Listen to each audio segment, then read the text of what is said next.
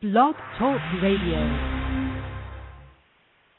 Hello, world. Welcome once again to Tuesday Talk with Key West Lou. I am your host, Louis Patrone. Well, this has been a very bad week. The last few days have been very bad days. This has been one of the worst weeks I've seen in a long time, and you may be inclined to agree with me. As we go along, if you wish to call in and chat, the number is 646-478-5731. The number is on the screen in front of you. I repeat, 646-478-5731. Give me a call. Agree with me, disagree with me. Say hello, how are you? Whatever you want to do, I'm here if you want to call in. If you don't, I'm happy to tell you what I think. And boy, have I got some thoughts for this week. Some of them scare even me. Let's start with this. We learned in the last 2 days, yesterday, our government announced that we, the United States, had bombed Somalia. There was an airstrike in Somalia perpetrated by the United States of America. Somalia's in Africa. The group we bombed were a tiny group of Al-Qaeda, as they've been described, but not the big part of Al-Qaeda, a little disjointed group. But we thought we had the leaders in one place, and we bombed, and we're not sure who we hit or didn't hurt yet. What I want to know is, why the hell did we bomb Somalia? Why didn't we do an airstrike where we need to do the airstrike, where the imminent enemy, today's big enemy is hiding, staying, living? I'm talking parts of Iraq and Syria. I'm talking ISIS. Al-Qaeda is yesterday. ISIS is today. ISIS is the one we have to confront primarily. Why aren't we doing it? Everyone I listen to, every place I read, every commentator on TV, all say the same thing. This is the enemy, the worst ever. They chop people's heads off, they behead them, they crucify them, they rape women, they sell women into slavery. I mean, look, we know, and they're threatening to come here and to Great Britain in the next 30 days. Do we want another 9/11? Let's go bomb the hell out of them. Why do we bomb Somalia? And it bothers the hell out of me. I've got to say it again. Yeah, it's interesting, too. This group is called Al-Shabaab in Somalia. Again, it's this little place in Africa. Our problems are in the Middle East, in Syria, and in Iraq. Anyhow, Al-Shabaab is primarily made up of youth, young people, young men. Their average age is 15 years old. They are said to be naive. The leaders of Al-Shabaab, those older than 15, of course, show them movies and pictures of Hollywood movie stars. You heard me, Hollywood movie stars. And they say, fellas, you know what the good book says, what the Koran said, what Muhammad said, if you do the right thing and you die, don't worry about it, because you're going to get 23 wives in the next life. And they point to the screen and they say to these 15-year-old kids, that's what's waiting for you on the other side. You wonder why they don't care about dying? This is what's waiting for them on the other side. Bliss for eternity with Hollywood beauties. All right, I'm really pissed. We should not have gone to Somalia. Let's get off our butts and let's do what we have to do. And I think we're going to end up with boots on the ground, no matter how we don't want it. The president says, or he suggests, and a lot of news commentators suggest, we don't want to go back into the Middle East with boots on the ground. We shouldn't have been there in the first place. But now we've got a problem there, and it's not the same problem we had. Bush and Cheney pulled the wool over our eyes. They said, weapons of mass destruction. ISIS, they show us. They take their own videos of the destruction, the killings, the heads coming off, the crucifixions. It's all over the internet. And they're saying, here's what we do to people, and we are going to do it to you. Okay. Now, problem number 2 that bothers me tonight. I heard a couple of hours ago, as I'm sure you have, that Stephen Sotoff Stephen Sotloff, age 31, a reporter, a journalist, also captured by ISIS on the internet this past weekend, asking, for mercy. His mother was on, asking the head of ISIS or whoever it was not to kill her son. They cut his head off today. They chopped his head off. Did you hear me? They beheaded him, if you haven't heard. Stephen Sotloff, age 31, okay? And you know why we know they did it? Because they sent a video out again. These guys get publicity, all the publicity they want. And the video was made public today of Steve being beheaded. This is ISIS. From what I could gather, they're saying that they can tell from the film it was probably done in Syria. Get our asses over there. Start with heavy, massive bombing, then do what you got to do on the ground. I want to see us fight the war there, not here. End of conversation on the issue. Putin. I love this Putin. This guy's crazy. Putin, head of Russia, is crazy. He's a bully at heart, and I think he's power crazy. I think he sat in the seat of power too long. It's gone to his head. Or maybe he was always this bad.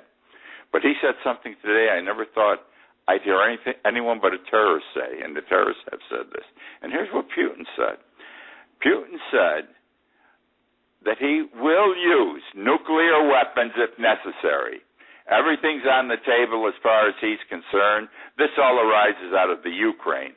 But don't screw with me. He's telling all the world, all the nations of the world, I have nuclear weapons and I will use them if I have to.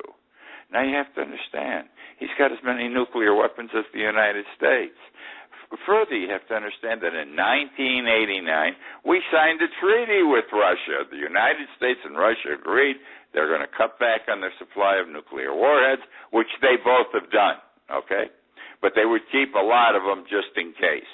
Well, now the just in case from Putin's perspective is coming up, and he's saying, don't step on me, don't screw with me, don't tread on me, the Texas flag, don't tread on me, especially in this Ukraine situation, because if I have to, I'll bomb the hell out of everybody using nuclear warheads. In this day and age, we hear this from the leader of a great country. Let me tell you something about Russia while I'm here for the moment, while I'm at Russia in Russia. The Russian people agree with what Putin's doing in the Ukraine, what Putin's doing all over the world with all the screw-ups he's making, with all the deals he's making. They're proud. You know why? The Russian people lost their pride when they lost their big nation, it seems. No one ever really thought about this. I've got to tell you, I have met people who lived under Russian domination from Albania, countries like that, Bulgaria, the little countries, okay, and who have now been free. They all hate the Russians. But the Russians who live in Russia, the old Georgia, they love Russia, and they lost their dignity and their pride when the Berlin Wall came down, when they became a small nation as opposed to a big nation. They had to let the smaller countries that were part of the Russian cycle go. And they're proud, they're happy, they're thrilled with what Putin's doing. It's like the Germans after World War I. The reason they welcomed Hitler is because he gave them back pride after defeat, after they'd been downtrodden. Well, we got a problem with Putin. And I'm going to tell you this, too. I'm on a tirade tonight. I'm upset about these things. I don't think we would have had the ISIS problem at this time, may have come down the road in a couple of years, if Obama had gone and bombed Syria. When he said 6 months ago, if they crossed the line's drawn in the sand, then we're going to do something, and he did nothing.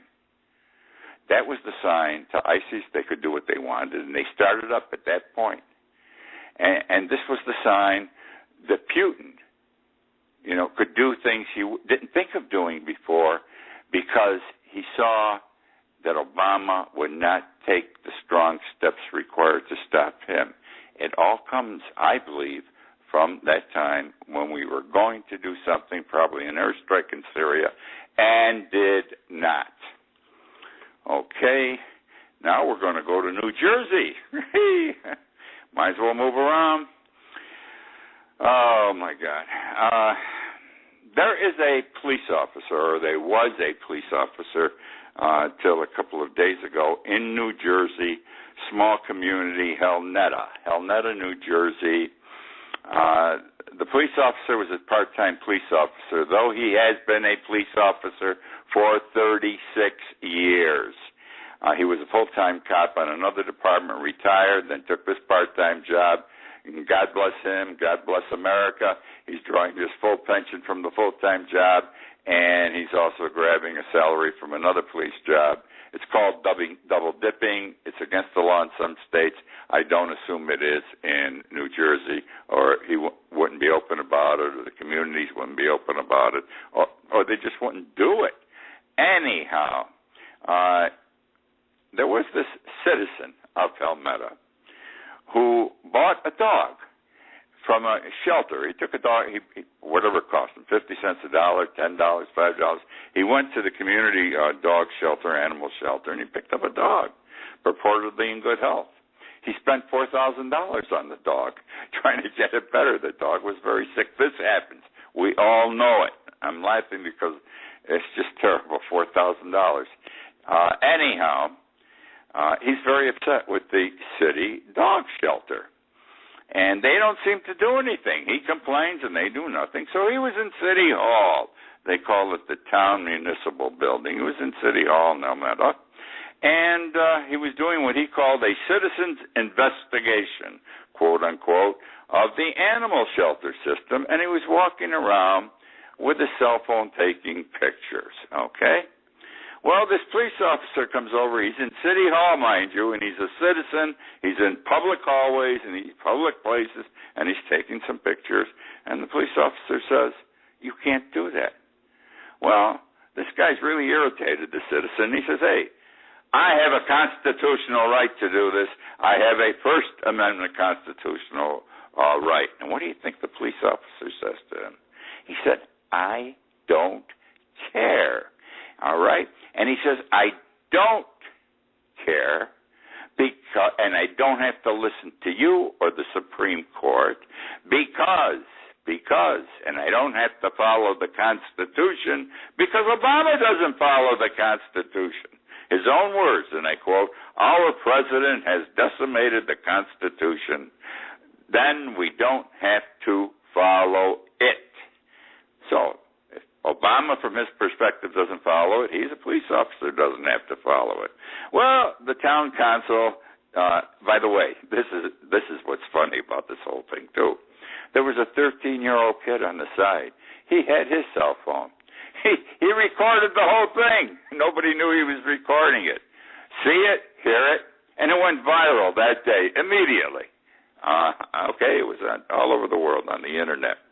Well, now the town fathers, the city commission, whatever they're called, they get very upset. The policeman has embarrassed them. They fired the cop. Okay, that's gone.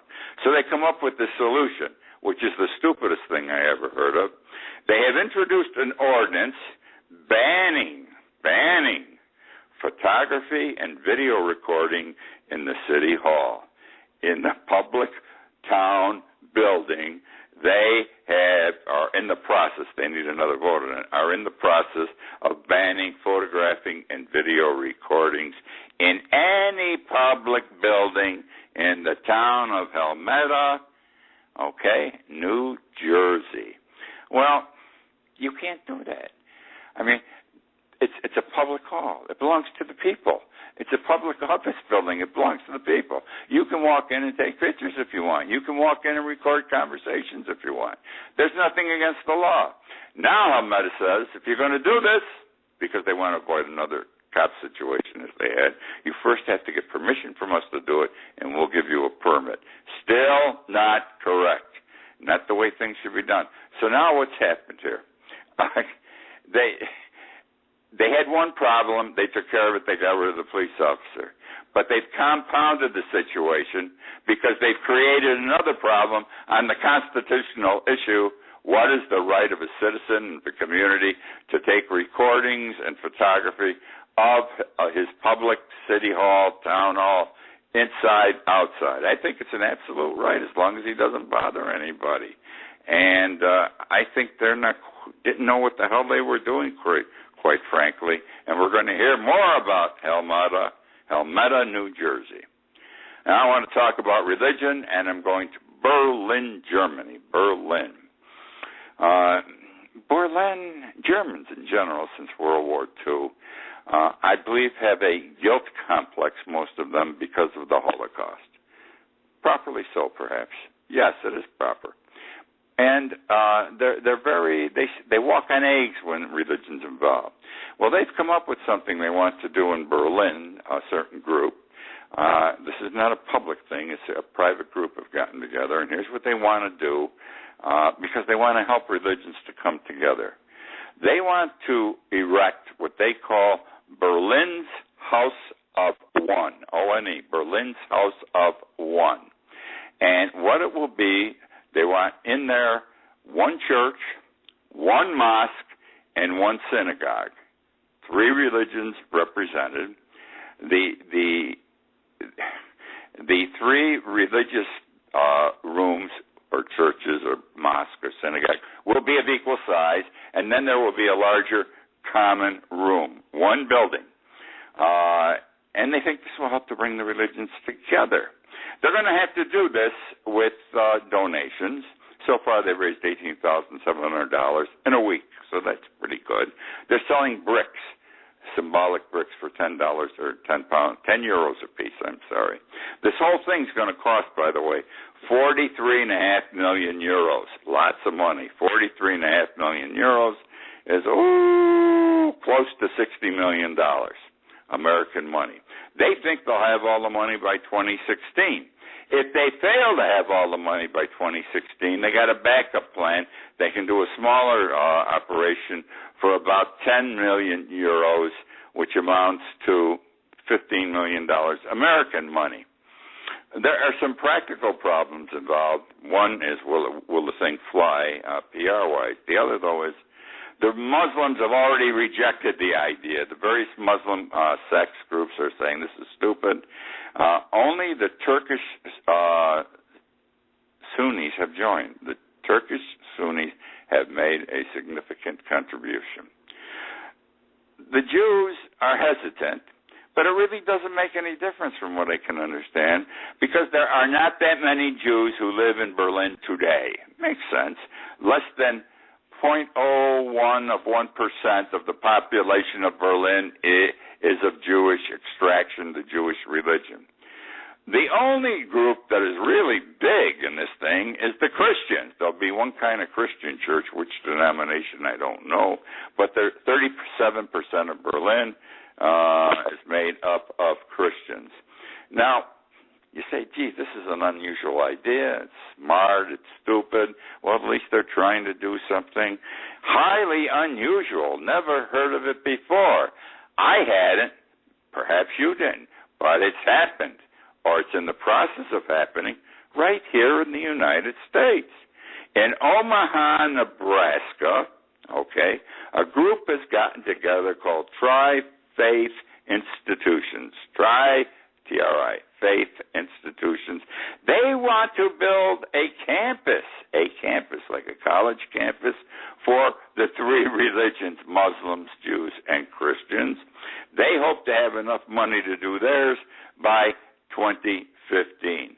Will it fly? I don't know. Will Berlin fly? I don't know. Time will tell. Money's going to be a big issue. We'll see what happens. You're aware of it now. Moving on. We go to these countries. We build embassies. We build all kinds of buildings. We make sure that our embassy staffs live in a certain style, and they're entitled to it. Okay?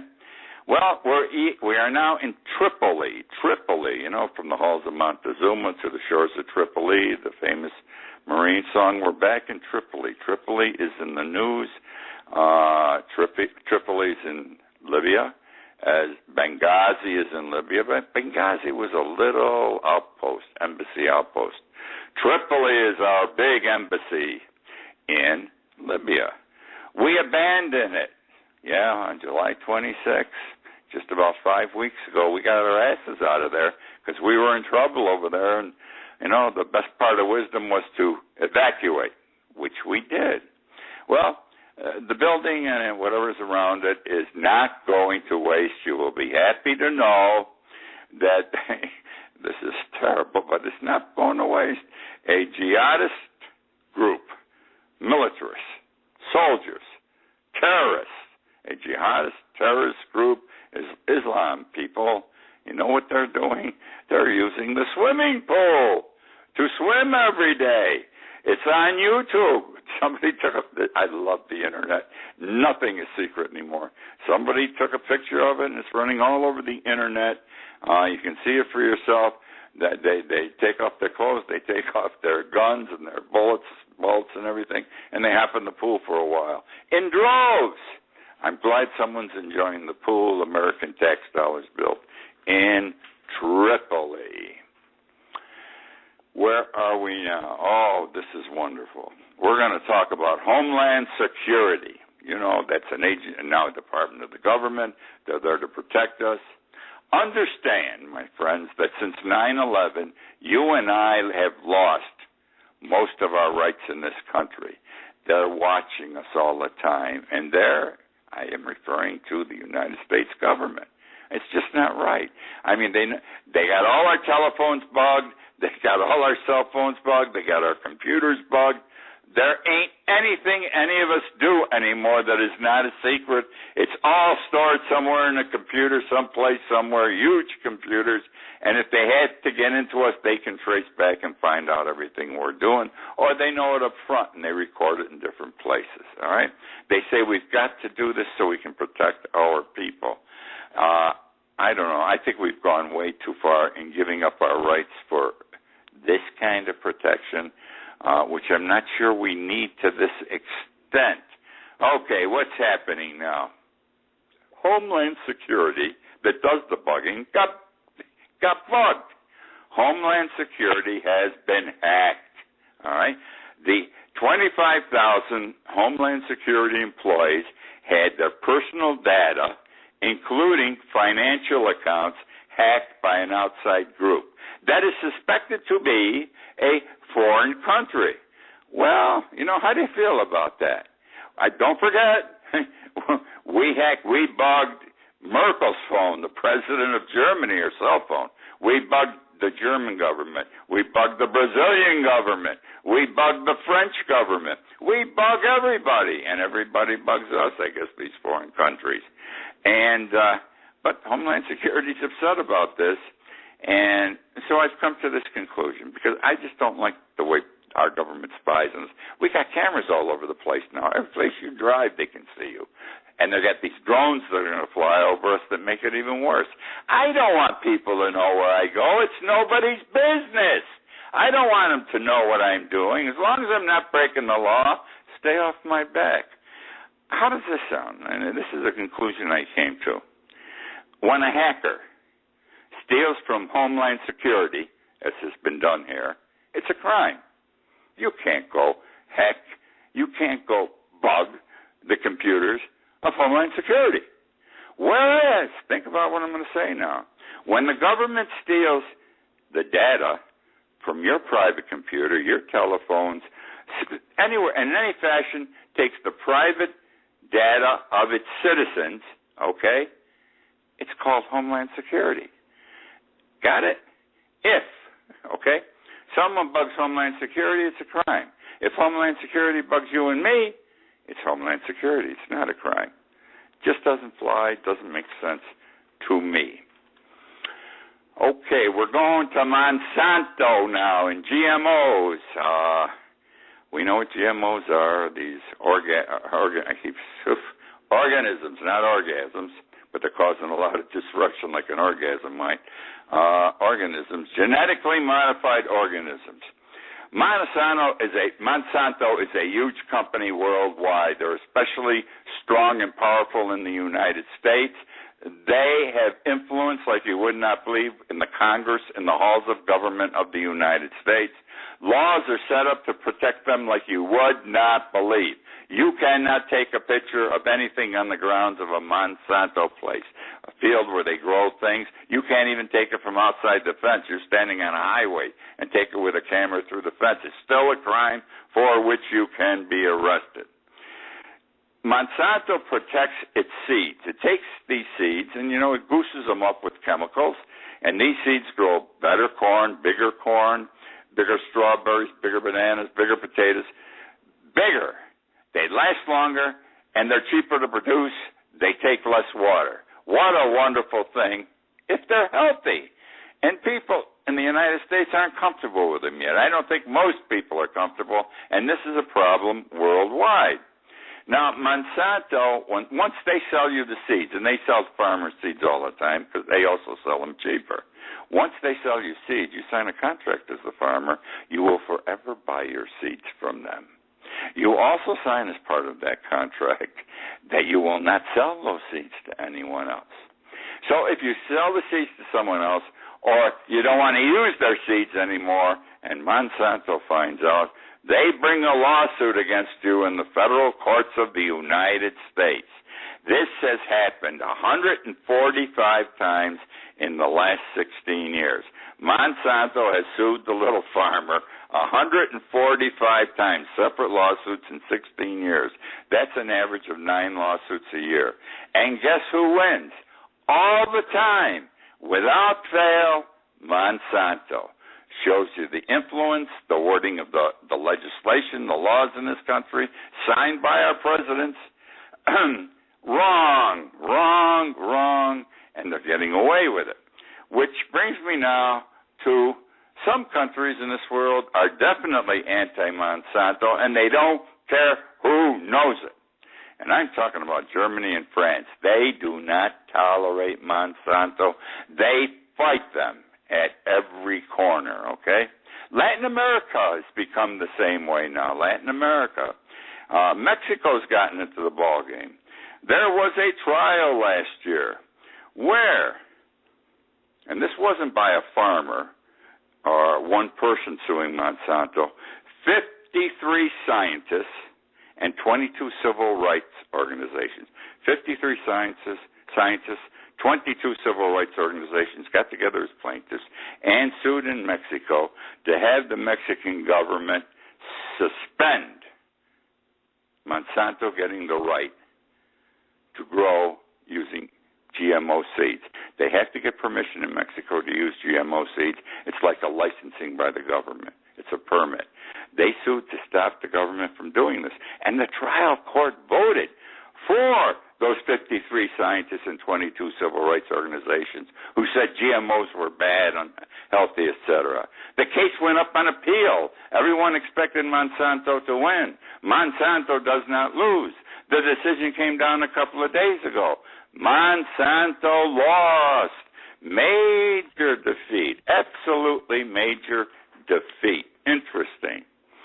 Okay. That's the show for this week. Don't run away. I'm not done yet, though. I got a minute and a half or something. That is the show for this week. I write an article once a week for Conch Life here in Key West. You can pick it up on the internet, conchlife.com. And this week comes out Wednesday. I'm talking about the Scopes monkey trial back in 1925. The fight over Darwinism and the Bible and all that sort of stuff. Famous trial.